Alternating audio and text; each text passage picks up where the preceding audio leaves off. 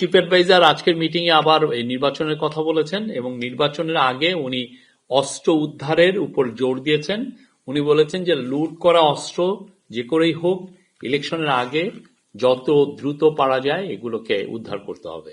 DMP কে ঢাকা উত্তর, ঢাকা দক্ষিণ বা অন্যান্য মানে একটা বা দুইটা পার্টে কিভাবে এটাকে আলাদা করা যায়, করলে যেটা হবে যে এখানে কাজের গতি বাড়বে, আইন শৃঙ্খলা পরিস্থিতি আরো ভালোভাবে নিয়ন্ত্রণ করা যাবে। পরিবেশগত, বৈশ্বিক ঐতিহ্য, পর্যটন এবং অর্থনৈতিক সম্ভাবনার বিবেচনায় সাতক্ষীরা জেলাকে বি ক্যাটাগরির জেলা থেকে এ ক্যাটাগরির জেলায় উন্নীত করার প্রস্তাব অনুমোদিত হয়েছে। সাতক্ষীরা আপনারা জানেন গত স্বৈরাচারের সময়ে সাতক্ষীরার মানুষের উপর ভয়ানক নির্যাতন চালানো হয়েছিল।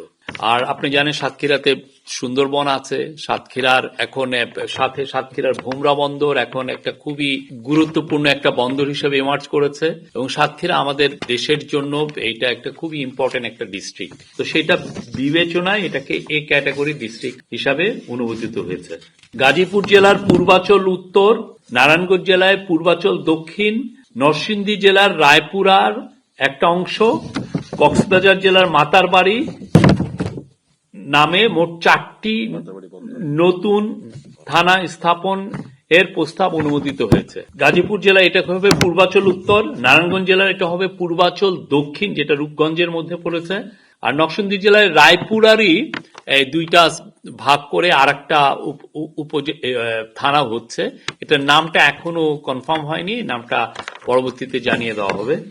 আর কক্সবাজার জেলার মাতারবাড়ি থানা, আপনি জানেন মাতারবাড়িতে খুব আমরা ডিপ সি পোর্ট করছি, অনেকগুলো ইম্পর্টেন্ট কি পয়েন্ট ইনস্টলেশন আছে যেখানে অনেকগুলো বড় বড় পাওয়ার প্ল্যান্ট আছে, অন্যান্য লজিস্টিক্যাল ফ্যাসিলিটিস তৈরি করা হচ্ছে, ওইখানে ফিশিং একটা হাব তৈরি করা হবে এবং এই কক্সবাজার, মাতারবাড়ি এবং মহেশখালী নিয়ে সম্প্রতি মিডা গঠিত হয়েছে, মহেশখালী ইন্টিগ্রেটেড ডেভেলপমেন্ট অথরিটি। সেই জন্য এইটার বিবেচনায় এটার গুরুত্ব বিবেচনায় এখানে একটা নতুন থানার প্রস্তাব অনুমোদন হয়েছে, এটার নাম হবে মাতারবাড়ি থানা। এছাড়াও মিটিং এ বেশ কিছু বিষয়ে আলোচ হয়েছে, সেটাও একটা হচ্ছে যে ঢাকা মেট্রোপলিটন পুলিশ আপনি জানেন এখন 50টি থানা তাদের আন্ডারে, এটা একটা বিশাল কর্মযজ্ঞ।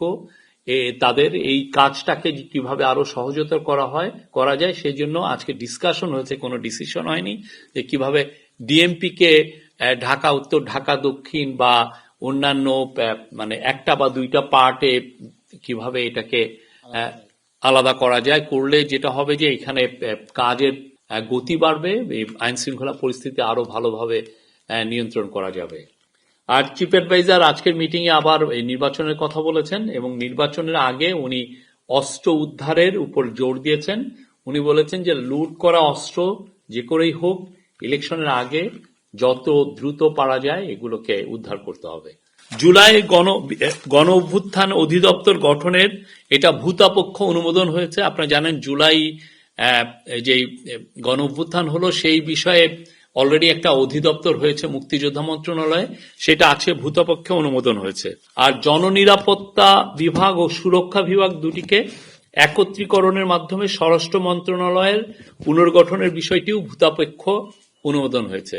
আপনি জানেন আগের গভর্নমেন্ট স্বরাষ্ট্র মন্ত্রণালয়কে দুইটা ভাগে ভাগ করেছিলেন, একটা জননিরাপত্তা বিভাগ ও সুরক্ষা বিভাগ, এই দুইটাকেও এক করে এই স্বরাষ্ট্র মন্ত্রণালয়ে রাখা হয়েছে।